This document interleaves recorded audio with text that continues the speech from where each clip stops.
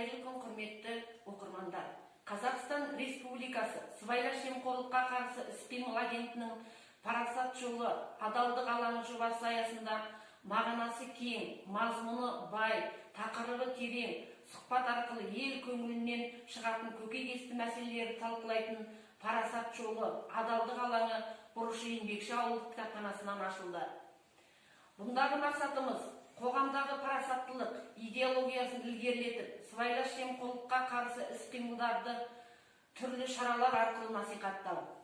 Біздің қоғамда сыбайлас жемқорлыққа орын жоқ. Қоғамның барлық күш-жігерін біріктіріп, осы дертті одан ары ушықпау үшін оны тоқтатудың барлық амалдарын қолдану арқылы ғана бұл құбылысқа тиімді түрде қарсы тұруға болады.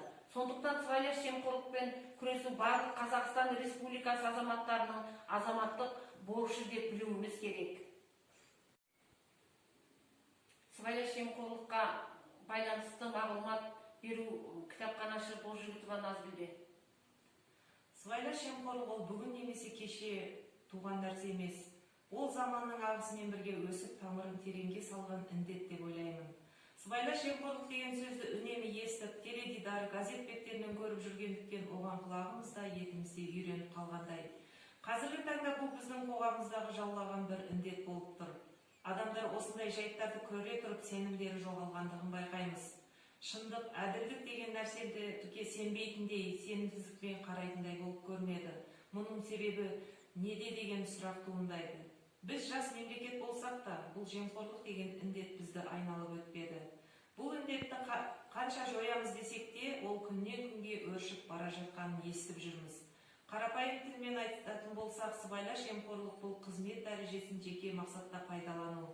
Сыбайлас жемқорлықты білдіретін белгілердің бірі пара алу немесе пара беру болып табылады. Жемқорлықтың ішіндегі ең кең етек алғаны парақорлық. Ал бұл мемлекетіміздің өсуіне, дамыған мемлекеттердің алдыңғы қатарынан көрінуіне кедергісін келтіреді. Сондықтан сыбайлас жемқорлықпен күресу барлық Қазақстан Республикасының азаматтарының азаматтық борышы деп білуіміз керек. Келесі сөз кезегі еңбекші ауылдық мәдениет үйінің көркемдік жетекшісі Керімбеков Айтболатқа беріледі. Ал енді құрметті бүгінгі жиынға келген оқырмандар, мына ауылымыздың кітапханашы ағайларымыз бүгінгі енді мына ашылып жатқан парасат жолы орталығы және адалдық алаңы борышы құтты болсын. Енді мына сыбайлас жемқорлыққа байланысты айтатын болсақ, бұл сыбайлас жемқорлықты біз әрбір қазақстандық өз отбасымыздан бастау керек. Әрбір азамат ретінде, әрбір азаматша ретінде қарсы тұрып, соған білімді түрде, саналы, парасатты түрде бұған жол бермеуіміз керек.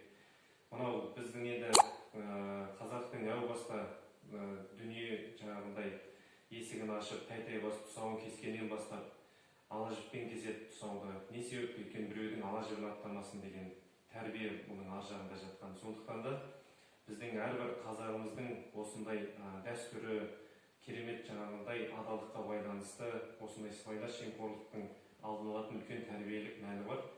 Салт дәстүрлеріміз бар. Біздің сондай білім десе білім қай жағынан болсын, біз бұған қарсы тұра аламыз. Сондықтан да әрбір қазақстандық азамат осы сыбайлас жемқорлыққа қарсы тұрып, жол бермей, оның алдын алатын болса, біздің еліміз өсіп өркендеп, экономикамыз дамып, әлемнің дамыған мықты мемлекеттерінің қатарына қосыларына кәміл сенеміз. Рахмет, сөз бергендеріңізге. Осымен парасат жолы адалдық алаңы жобасы аясында ұйымдастырылған шарамыз өз мәресіне жетті. Келіп қатысқандарыңызға рахмет.